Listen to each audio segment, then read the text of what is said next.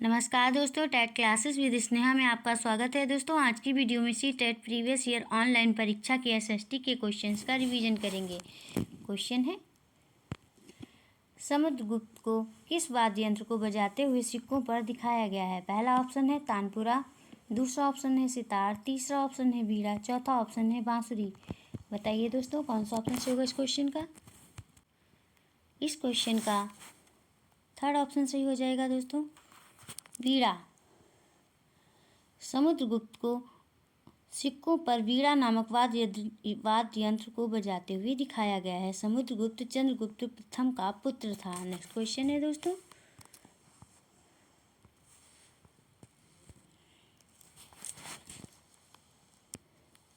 ए, B और सी कथनों को पढ़ें और सही उत्तर का चयन कीजिए। लगभग 200 सालों के भीतर भी मगध सबसे महत्वपूर्ण जनपद क्यों बन गया? ए है, कई नदियां जैसे गंगा और सोन मगध से होकर बहती थीं। बी है, मगध का एक हिस्सा जंगलों से भरा था। सी है, इस क्षेत्र में लौह अयस्क की खदानें हैं। बताइए दोस्तों, कौन सा ऑप्शन सही होगा इस क्वेश्चन का? इस क्वेश्चन का फोर्थ ऑप्शन सही हो जाएगा, ए, बी और सी। बिहार के पटना के गया जनपदों की भूमि पर स्थित मगध प्राचीन भारत का एक महत्वपूर्ण राज्य है। मगध का एक हिस्सा जंगलों से भरा था, जहाँ से युद्ध के लिए हाथी उपलब्ध हो जाते थे। इस क्षेत्र में लौह अयस्क की खदानें हैं जो हथियार निर्माण में सहायक होती थी। नेक्स्ट क्वेश्चन है दोस्तों, निम्नलिखित में से कौन सा मध्ययुगीन काल के वाणिज्यिक शहर का लक्षण या रूपक है?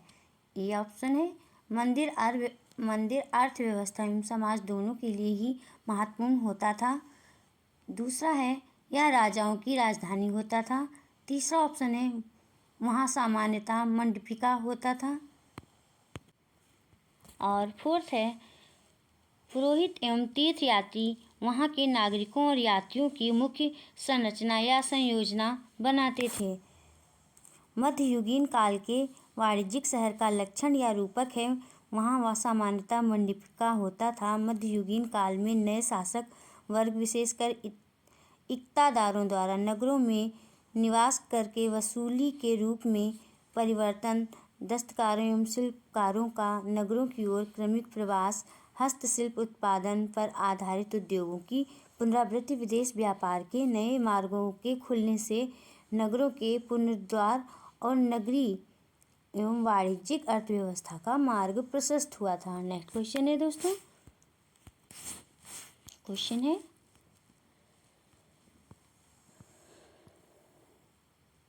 इतिहास के अवधिकरण पर कथनों ए, बी और सी पर विचार कीजिए तथा सही उत्तर का चयन कीजिए। ए है, अंग्रेज इतिहासकारों ने भारत के इतिहास को 3 युगों में बांटा था। बी है, विभाजन धर्म के विचार पर आधारित था। सी है, विभाजन में उपमहाद्वीप की अपार विविधता की उपेक्षा की गई। बताइए दोस्तों, कौन सा ऑप्शन सही होगा इस क्वेश्चन का? इस क्वेश्चन का फर्स्ट ऑप्शन सही हो जाएगा, ए, बी और सी सभी सही हैं। नेक्स्ट क्वेश्चन है, बंजारों के संदर्भ में ए और बी कथनों पर विचार कीजिए तथा सही उत्तर का चयन कीजिए। ए है, बंजारे लोग सबसे महत्वपूर्ण व्यापारी खानाबदोश थे।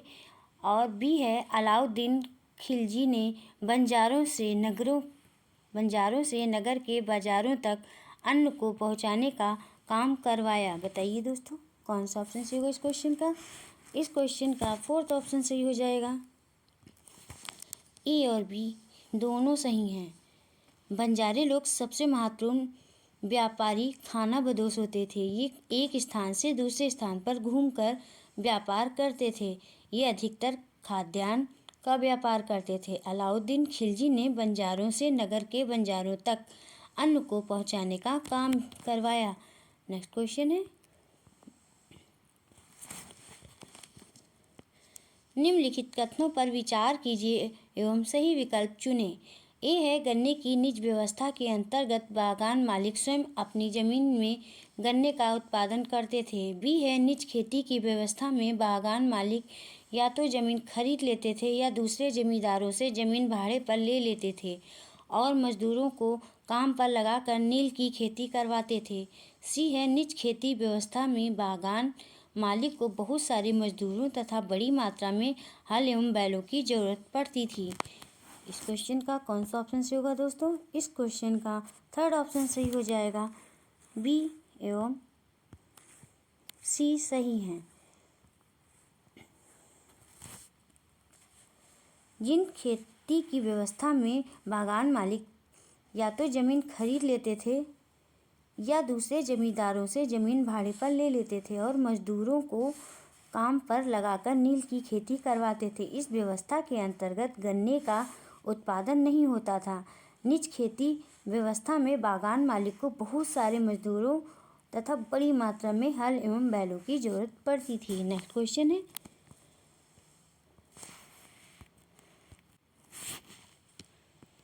महिलाओं से जुड़े हुए सुधारों के संदर्भ में निम्नलिखित कथनों पर विचार कीजिए। ए है ईश्वर चंद्र विद्यासागर ने विधवा विवाह का मुद्दा उठाया। बी है मद्रास प्रेसिडेंसी में वीरेशलिंगम पंतुलु ने विधवा विवाह के समर्थन में एक संगठन बनाया। सी है विवाह करने वाली विधवाओं को समाज में आसानी से स्वीकार कर लिया गया। उपरोक्त में से कौन से सही हैं? कौन से सही हैं दोस्तों? इस क्वेश्चन का सेकंड ऑप्शन सही हो जाएगा दोस्तों, केवल ए और बी। ईश्वर चंद्र विद्यासागर बंगाल में सामाजिक चेतना लाने में अग्रणी रहे हैं। इन्होंने विधवा पुनर्विवाह का मुद्दा उठाया था। 1855 ईस्वी में कंपनी सरकार को विधवा पुनर्विवाह कानून लाने के लिए एक हस्ताक्षरित याचिका सौंपी। इन्हीं के प्रयास से 1856 में विधवा पुनर्विवाह अधिनियम पारित किया गया। विवाह करने वाली विधवाओं को समाज में आसानी से स्वीकार नहीं किया जाता था। वीरेशलिंगम पंतुलु ने दक्षिण भारत में विधवाओं के पुनर्विवाह के लिए कार्य किया और संगठन का निर्माण किया। नेक्स्ट क्वेश्चन है, अभिकथन ए और कारण आर को पढ़ें और सही विकल्प का चयन करें। ए है 19वीं शताब्दी में जब लड़कियों के लिए पहले स्कूल खोले गए तो लोगों में उनके प्रति भय था। और बी है लोगों को भय था कि स्कूल जाने पर लड़कियों पर दुष्प्रभाव पड़ेगा। इस क्वेश्चन का कौन सा ऑप्शन सही होगा दोस्तों? इस क्वेश्चन का फर्स्ट ऑप्शन सही हो जाएगा। ए और आर दोनों सही हैं तथा आर सही व्याख्या है ए की। 19वीं शताब्दी में जब लड़कियों के लिए स्कूल खोले गए तो लोगों में उनके प्रति भय था। लोगों की ऐसी मानसिकता थी कि स्कूल जाने वाली लड़कियों पर इसका दुष्प्रभाव पड़ेगा। उस समय का समाज लड़कियों को घर के अंदर की वस्तु के रूप में ही समझता था। डी.के. कर्वे ने 1906 में बम्बई में प्रथम भारतीय महिला विश्वविद्यालय की स्थापना की थी। नेक्स्ट क्वेश्चन है, रॉलेट एक्ट सत्याग्रह के विषय में वक्तव्यों पर विचार करें और सही विकल्प चुनें। ए है रॉलेट एक्ट द्वारा पुलिस की शक्तियां बढ़ाई गई थीं और लोगों के अधिकार कुचले गए थे।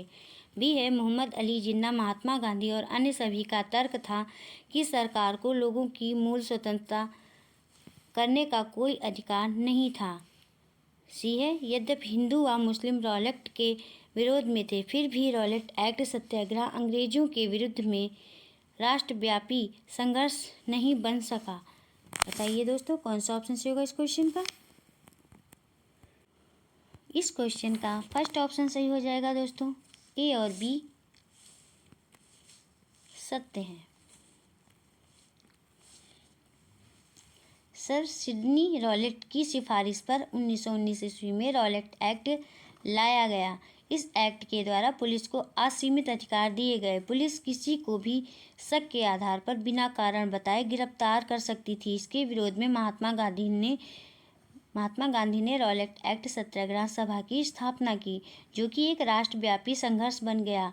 जिन्ना और गांधी जी सहित सभी राष्ट्रवादी नेताओं का तर्क था कि सरकार को लोगों की मूल स्वतंत्रता सीमित करने का कोई अधिकार नहीं है। नेक्स्ट क्वेश्चन है,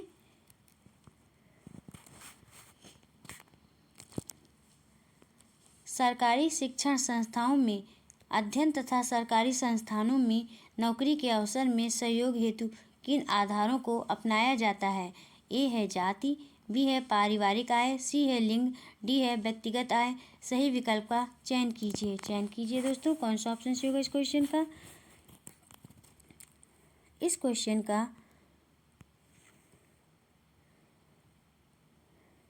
पहला और तीसरा दोनों ही ऑप्शन सही होंगे।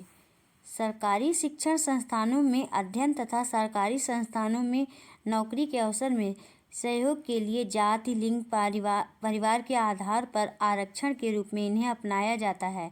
व्यक्तिगत आय, इसके लिए कोई आधार नहीं है। नेक्स्ट क्वेश्चन है दोस्तों,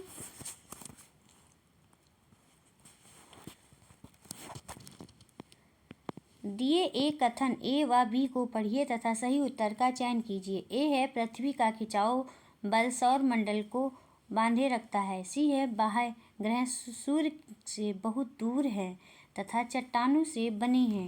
बताइए दोस्तों कौन सा ऑप्शन सही होगा इस क्वेश्चन का? इस क्वेश्चन का फोर्थ ऑप्शन सही हो जाएगा दोस्तों। ए तथा बी दोनों गलत हैं।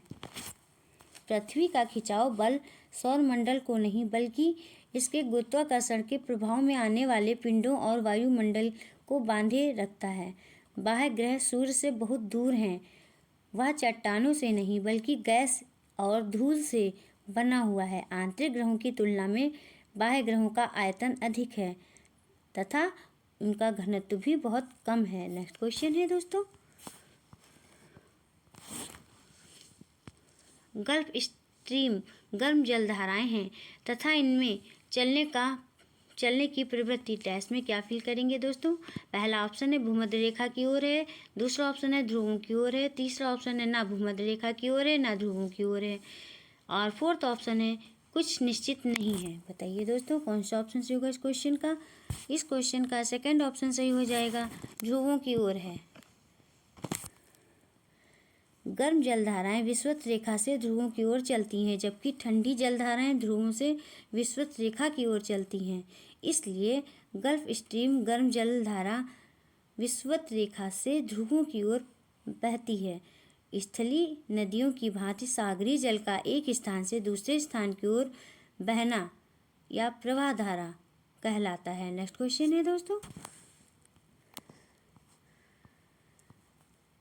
देशांतर के संबंध में निम्न दो कथनों पर विचार कीजिए। ए है सभी देशांतरी यामोत्तरों की लंबाई समान होती है, बी है प्रमुख यामोत्तरों का मान 180 डिग्री देशांतर होता है। सही उत्तर का चयन करें दोस्तों। कौन सा ऑप्शन सही होगा इस क्वेश्चन का?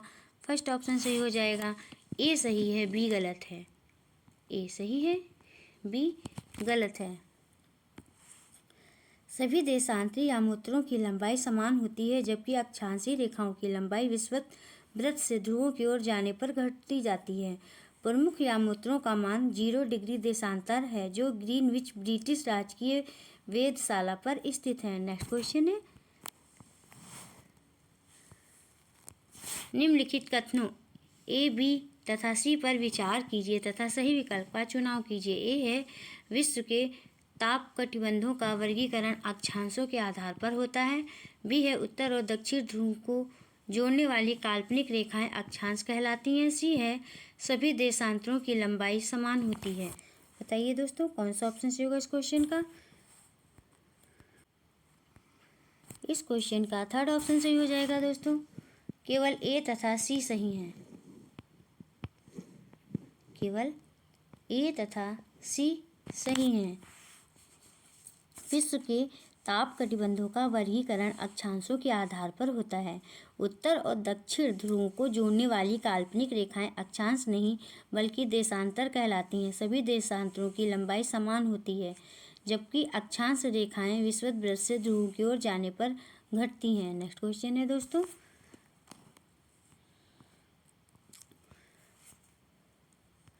महासागरीय धाराओं के संदर्भ में निम्न दो कथनों पर विचार कीजिए तथा सही विकल्प का चुनाव कीजिए। ए है, जिस स्थान पर गर्म तथा ठंडी जलधाराएं मिलती हैं वह स्थान विश्व भर में सर्वोत्तम मत्स्यन क्षेत्र माना जाता है। बी है, जहां गर्म व ठंडी जलधाराएं मिलती हैं उस स्थान पर नौ संचालन में बाधा उत्पन्न होती है। बताइए दोस्तों कौन सा ऑप्शन सही होगा। इस क्वेश्चन का थर्ड ऑप्शन सही हो जाएगा दोस्तों। ए तथा बी दोनों सही हैं।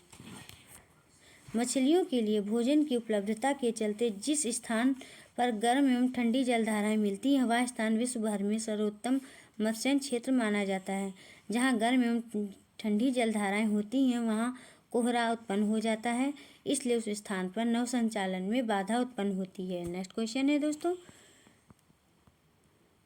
प्रारंभिक एवं माध्यमिक स्तर की एक कक्षा में शिक्षिका पारितंत्र के विषय में पढ़ा रही है। निम्नलिखित में से उनके लिए क्या उपयोगी सूचना हो सकती है। ए, स्थान विशेष की जलवायु संबंधी परिस्थिति। बी है, अधिक वर्षा वाले वन उदाहरण के रूप में। सी है, एक छोटी ताल उदाहरण के रूप में। सही विकल्प का चयन कीजिए दोस्तों कौन सा ऑप्शन सही होगा इस क्वेश्चन का। इस क्वेश्चन का फोर्थ ऑप्शन सही हो जाएगा दोस्तों, केवल ए, बी तथा सी। प्रकृति में जीवों के विभिन्न समुदाय एक साथ रहते हैं और परस्पर एक दूसरे के साथ साथ अपने भौतिक पर्यावरण के साथ एक पारिस्थितिक इकाई के रूप में अन्योन्य क्रिया करते हैं। इसे ही पारितंत्र कहा जाता है। पारितंत्र के अध्ययन के लिए स्थान विशेष, जलवायु स्थित अधिक वर्षा वाले वन और एक छोटा ताल उदाहरण के रूप में उपयोगी सूचनाएं हैं। नेक्स्ट क्वेश्चन है दोस्तों,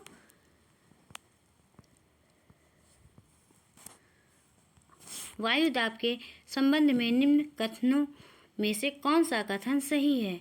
कौन सा कथन सही है दोस्तों। पहला ऑप्शन है, समुद्र स्तर पर वायु दाब सबसे कम होता है। दूसरा ऑप्शन है, ऊंचाई पर जाने पर वायु दाब घटता है। तीसरा ऑप्शन है, उच्च तापमान वाले क्षेत्र की वायु ठंडी होती है। और चौथा ऑप्शन है, कम तापमान वाले क्षेत्र की वायु गर्म होकर ऊपर उठती है। इस क्वेश्चन का कौन सा ऑप्शन सही होगा दोस्तों। इस क्वेश्चन का सेकंड ऑप्शन सही हो जाएगा, ऊंचाई पर जाने पर वायु दाब घटता है। समुद्र तल पर वायु की सभी परतों द्वारा लगने वाला भार वायु दाब कहलाता है। इसे बैरोमीटर नामक यंत्र से मापा जाता है। ऊंचाई बढ़ने पर वायु दाब घटता जाता है। नेक्स्ट क्वेश्चन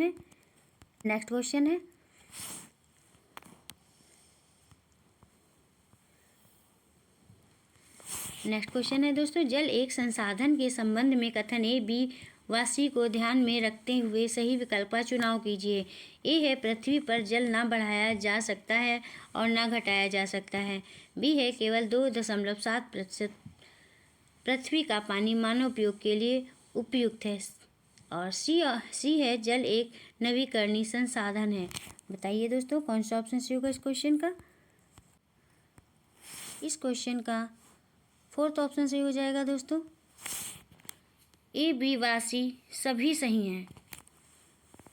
पृथ्वी का जल निश्चित है, इसमें वृद्धि या कमी नहीं हो सकती है। हाँ, रूप एवं स्थान परिवर्तन हो सकता है। पृथ्वी के कुल जल का 97.3% महासागर, सागरों, खाड़ियों इत्यादि में खारे जल के रूप में है, जबकि केवल 2.7% ही मानव उपयोग के लिए उपयुक्त है। जल एक नवीकरणीय ऊर्जा संसाधन है। नेक्स्ट क्वेश्चन है दोस्तों, प्रारंभिक स्तर पर एक शिक्षिका अपनी कक्षा में खनिजों के बारे में चर्चा करना चाहती है। निम्न में से किन उदाहरणों को उन्हें अपनी कक्षा में उपयोग में लाना चाहिए। ए है, तांबा। बी है, अभ्रक। सी है, नमक। डी है, चूना पत्थर। सही विकल्प का चयन कीजिए दोस्तों कौन सा ऑप्शन सही होगा इस क्वेश्चन का। इस क्वेश्चन का फोर्थ ऑप्शन सही हो जाएगा, केवल ए, बी, सी और डी।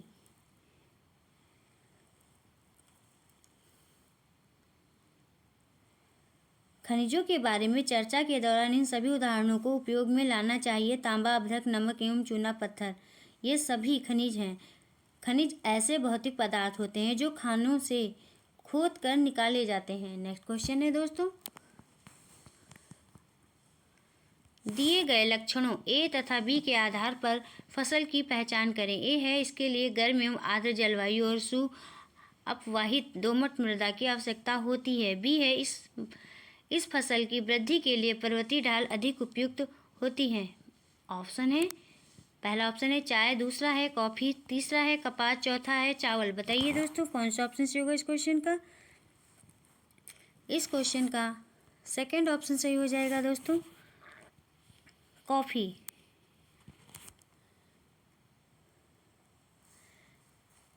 वर्णन, कॉफी की फसल के लिए,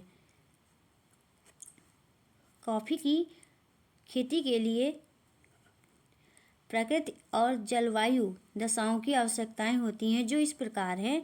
पहली है गर्म एवं आर्द्र जलवायु, दूसरी है अपवाहित दोमट जो कार्बनिक पदार्थ से भरपूर होती है, और तीसरा है पर्वतीय ढाल जो कि जल जमाव की स्थिति को उत्पन्न नहीं होने देती है, और चौथी है मध्यम तापमान या पर्याप्त वर्षा। नेक्स्ट क्वेश्चन है दोस्तों, निम्नलिखित में से कौन से मौलिक अधिकार का हनन होगा अगर जैन समुदाय के लोगों के एक समूह को जैन तीर्थंकरों की सीखों पर शिक्षा केंद्र खोलने की अनुमति नहीं दी जाती है। बताइए दोस्तों कौन सा ऑप्शन सही। ऑप्शन है, पहला ऑप्शन है सांस्कृतिक और शैक्षणिक अधिकारों का अधिकार, दूसरा है धार्मिक स्वतंत्रता का अधिकार, तीसरा है स्वतंत्रता का अधिकार, चौथा है समानता का अधिकार। बताइए दोस्तों कौन सा ऑप्शन सही होगा इस क्वेश्चन का। इस क्वेश्चन का फर्स्ट ऑप्शन सही हो जाएगा, सांस्कृतिक और शैक्षणिक अधिकारों का अधिकार। भारतीय संविधान के अनुच्छेद 29 और 30 में संस्कृत एवं शिक्षा संबंधी अधिकारों का उल्लेख है। अनुच्छेद 29 में अल्पसंख्यक वर्गों के हितों के संरक्षण का प्रावधान है, जबकि अनुच्छेद 30 में शिक्षा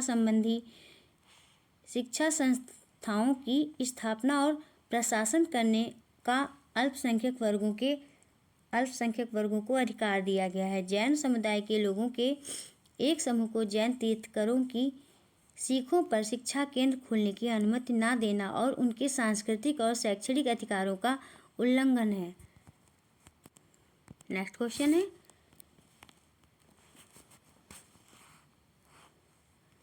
संवैधानिक उपचारों के अधिकार से क्या अभिप्राय है। पहला ऑप्शन है सरकार का संविधान में संशोधन करने का अधिकार, दूसरा है नागरिकों का उनके मौलिक अधिकारों के हनन होने पर न्यायालय में अपील करने का अधिकार, तीसरा है सरकार का संवैधानिक प्रावधानों का प्रयोग करते हुए अपनी शक्ति को बढ़ाने का अधिकार, चौथा है नागरिकों का संविधान में नए प्रावधानों को जोड़ने की मांग करने का अधिकार। बताइए दोस्तों कौन सा ऑप्शन सही होगा इस क्वेश्चन का। सेकंड ऑप्शन सही हो जाएगा दोस्तों, नागरिकों को उनके मौलिक अधिकारों के हनन होने पर न्यायालय में अपील करने का अधिकार।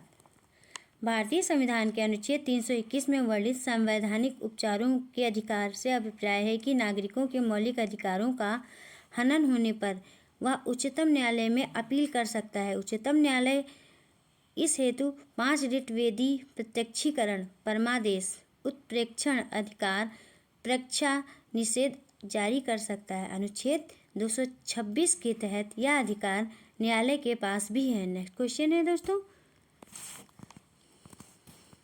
सर्वोच्च न्यायालय के किस क्षेत्राधिकार के अंतर्गत केंद्र एवं राज्यों के बीच विवाद को शामिल किया जाता है। पहला ऑप्शन है प्रारंभिक क्षेत्राधिकार, दूसरा है अपीलीय क्षेत्राधिकार, तीसरा है सलाहकारी अधिकार और चौथा है अवशिष्ट क्षेत्राधिकार। बताइए दोस्तों कौन सा ऑप्शन सही होगा इस क्वेश्चन का। इस क्वेश्चन का फर्स्ट ऑप्शन सही हो जाएगा दोस्तों, प्रारंभिक क्षेत्राधिकार। सर्वोच्च न्यायालय में प्रारंभिक क्षेत्राधिकार के अंतर्गत केंद्र एवं राज्यों तथा 2 से अधिक राज्यों के बीच के विवाद को शामिल किया गया है। इसका उल्लेख भारतीय संविधान के अनुच्छेद 331 में किया गया है। अपीलीय क्षेत्राधिकार निचली अदालतों से आई हुई अपीलों को सुनना है। सलाहकारी क्षेत्राधिकार से आशय है कि राष्ट्रपति द्वारा किसी कानूनी विषय पर सलाह मांगने से है। नेक्स्ट क्वेश्चन है, सामाजिक विज्ञान की कक्षा में अध्यापक एक विशेष संस्कृति के शिल्प, तथ्य और लोक कक्षाओं का प्रयोग करता है ताकि उस संस्कृति के संदर्भ में छात्रों की जिज्ञासा बनाई रखी जा सके। यह उदाहरण है, ए है कहानी कथन का, बी है रोल प्ले का, सी है स्रोत पद्धति का, डी है मुक्त परिप्रश्न का। बताइए सही विकल्प का चयन कीजिए दोस्तों। कौन सा ऑप्शन सही होगा इस क्वेश्चन का?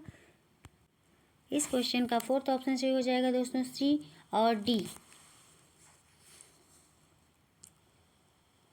किसी संस्कृति के बारे में छात्रों में जिज्ञासा जगाने के लिए उस संस्कृति के शिल्प, तथ्य और लोक कलाओं का प्रयोग करना स्रोत पद्धति का तथा मुक्त परिप्रश्न का उदाहरण है। स्रोत पद्धति अतीत की घटनाओं को वैज्ञानिक ढंग से प्रस्तुत करने की एक विधि है। नेक्स्ट क्वेश्चन है, सामाजिक विज्ञान का प्रभावी शिक्षण महत्वपूर्ण रूप से जुड़ा है। ए है परियोजना और असाइनमेंट के कार्यान्वयन के माध्यम से रटने को समझने के लिए, बी है स्मृति स्तर शिक्षण और व्यक्तिपरक मूल्यांकन तकनीकी से, सी है अत्यधिक जटिल और महंगी शिक्षण सहायता का बार बार उपयोग करने से, डी है स्कूली पुस्तकालय का सुचारू संचालन एवं संसाधनों को उपयोग में लाने की शिक्षक की क्षमता और सृजनात्मकता से। निम्न में से सही विकल्प चुनें दोस्तों। कौन सा ऑप्शन सही होगा इस क्वेश्चन का? इस क्वेश्चन का फोर्थ ऑप्शन सही हो जाएगा दोस्तों, ए और डी।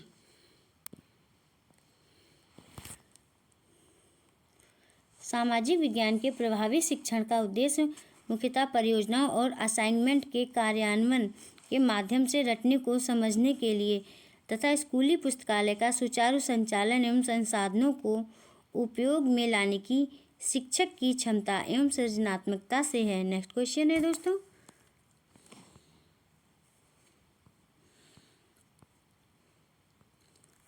किलपैट्रिक के अनुसार निम्नलिखित में से कौन सी शैक्षिक विधि लोकतंत्र की संकल्पनाओं के शिक्षण के लिए सर्वोत्तम विधि है? पहला ऑप्शन है परियोजना विधि, दूसरा ऑप्शन है खेल विधि, तीसरा है समस्या समाधान विधि, चौथा है खोजबीन। बताइए दोस्तों कौन सा ऑप्शन सही होगा? इस क्वेश्चन का फर्स्ट ऑप्शन सही हो जाएगा दोस्तों, परियोजना विधि। किलपैट्रिक के अनुसार परियोजना विधि लोकतंत्र की संकल्पनाओं के शिक्षण के लिए सर्वोत्तम विधि है। परियोजना विधि शिक्षण की नवीन विधि मानी जाती है। इस विधि में शिक्षण में स्वाभाविकता और सजीवता आती है। यह विधि बालक को स्वाभाविक परिस्थितियां प्रदान करती है। नेक्स्ट क्वेश्चन है,